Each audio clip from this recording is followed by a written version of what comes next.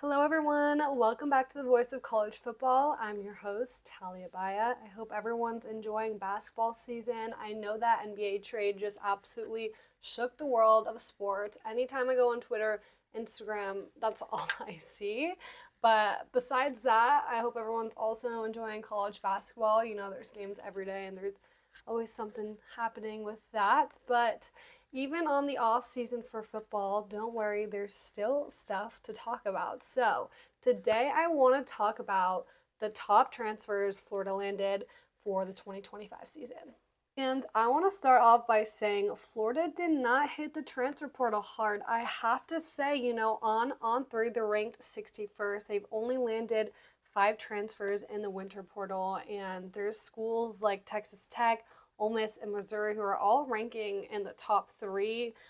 You could look at NIL, but at the end of the day, you might be sitting there and wondering, is this a problem? Should we be concerned? And I just don't think so. I truly believe head coach Billy Napier has done a great job of retaining last year's roster, and I think they just really want to focus on building that up. They have a lot of new talent coming in. They signed a lot of great freshmen. You got DJ Lagway coming back, and also Jaden Baugh. 13 Gators on scholarship did hit the portal, but no one of too much concern. You can look at sophomore cornerback Jakeem Jackson. He was a top-rated prospect in Florida's 2023 recruiting class, and he was bound to play a big role in 2024. However, an injury against Samford in week 2 put him out for the rest of the season, so I'm sure that was pretty mutual on both sides, him leaving. That wasn't too big of a deal. He actually went to LSU, and there's also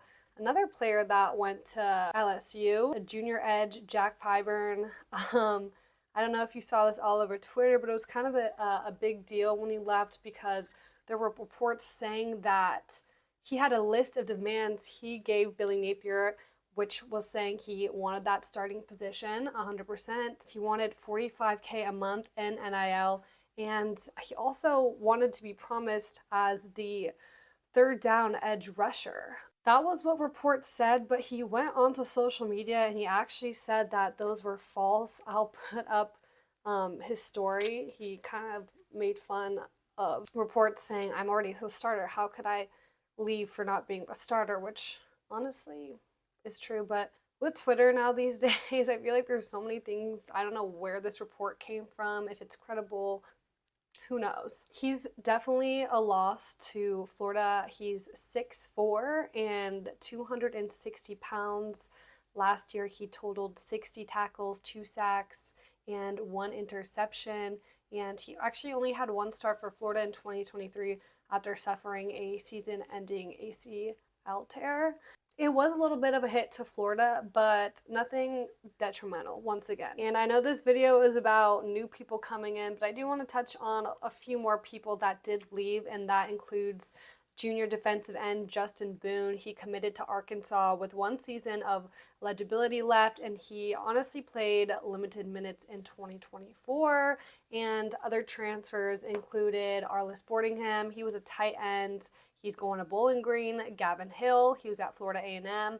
Offensive lineman Christian Williams, Mike Williams, and wide receivers Marcus Burke. He's going to UCF. Andy Jean to Pittsburgh. TJ, CRC to Texas A&M. And linebacker Deuce Spurlock II, and he will be going to Liberty.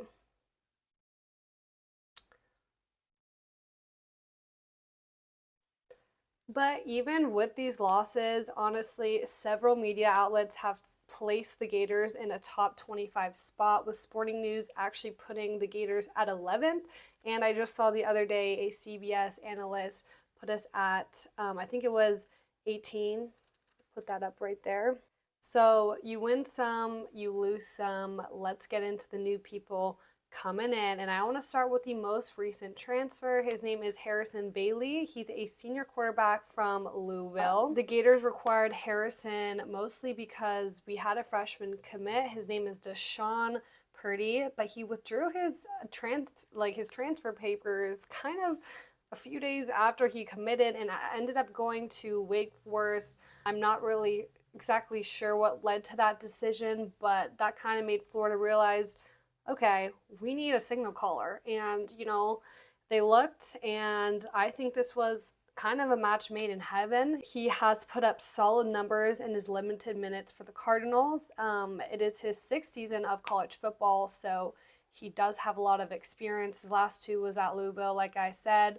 There, he completed 72.7% of his passes for 227 yards and 3 touchdowns.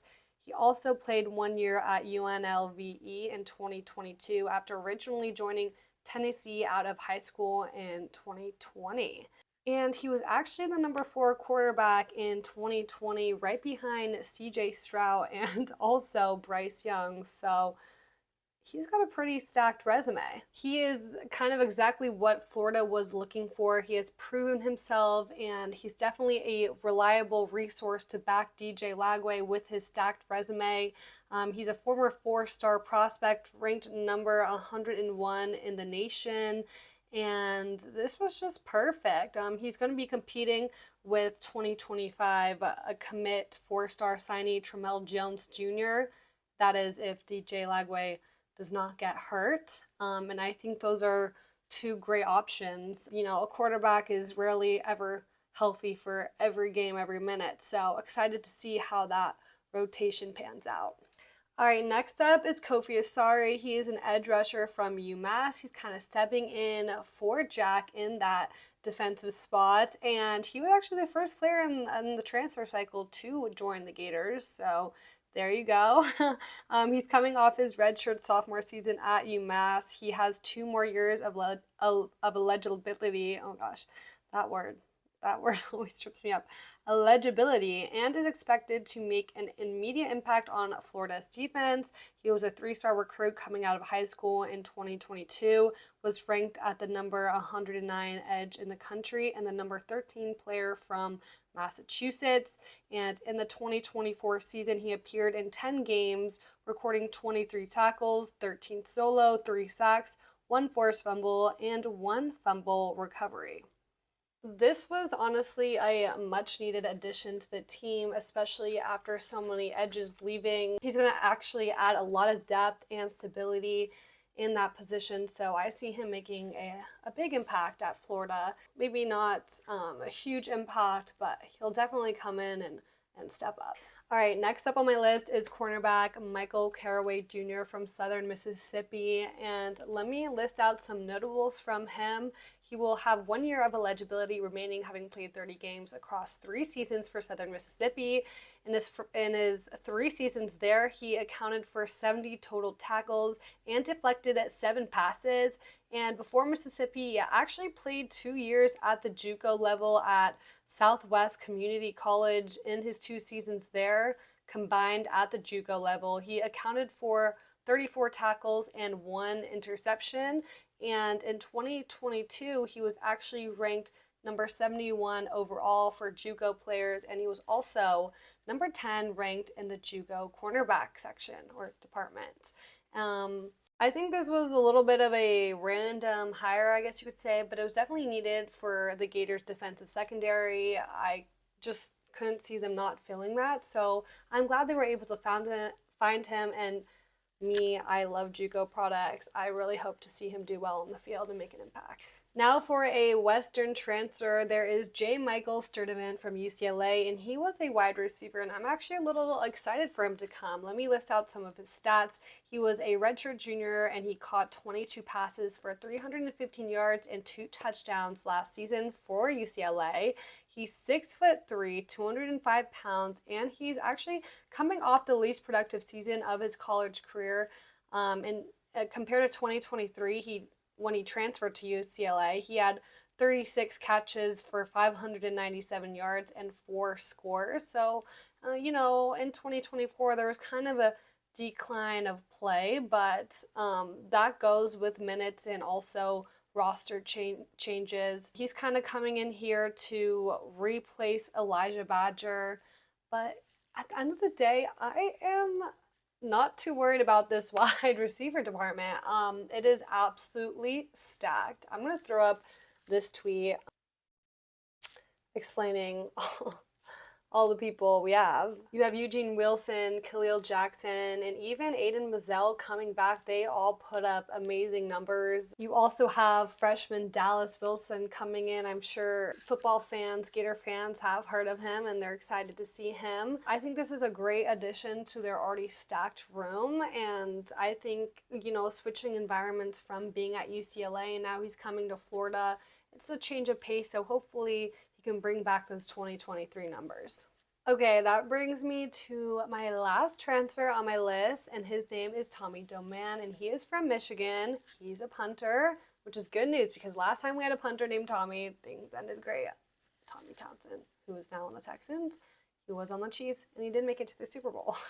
But anyway, moving on, he will be competing with star freshman Hayden Craig for the Gators starting job. And when he was at Michigan for 2 years, he actually made it to the national championship.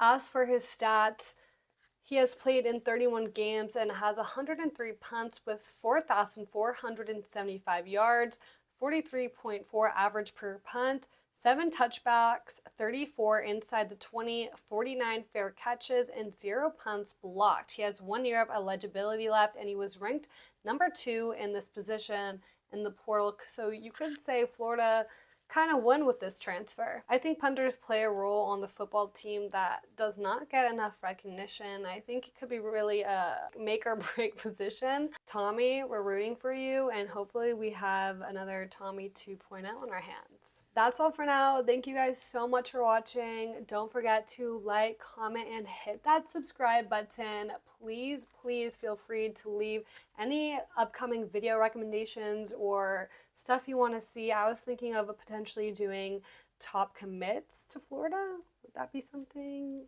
we would want to see? Let me know down below, and I'll see you guys next week for my video. Bye!